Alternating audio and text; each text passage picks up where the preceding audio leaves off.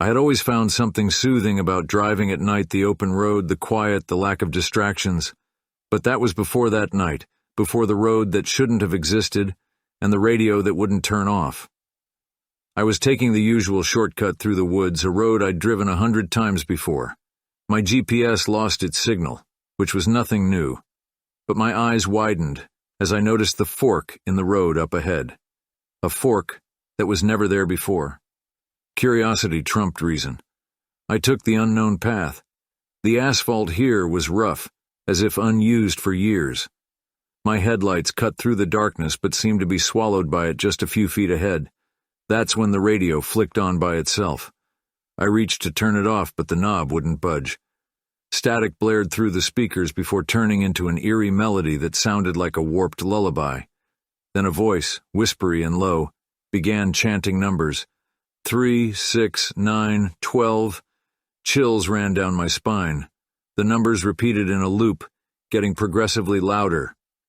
Frantically, I scanned for an exit or even a place to turn around, but the road seemed to stretch endlessly. As I drove, the surroundings became increasingly distorted.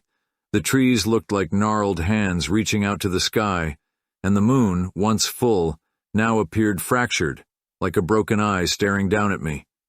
I slammed my foot on the brake when I saw her, a little girl standing in the middle of the road.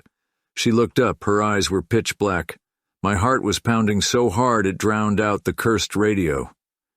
"Help me," she whispered, her voice overlapping with the number chant from the radio.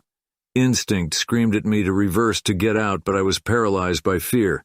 The girl's mouth opened wider, impossibly wide, and the radio's chanting reached a deafening volume. Finally, my instincts took over.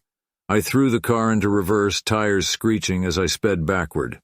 The radio fell silent the moment the girl disappeared from my rearview mirror. Trembling, I found the road I was supposed to be on and floored it until I reached the safety of my home.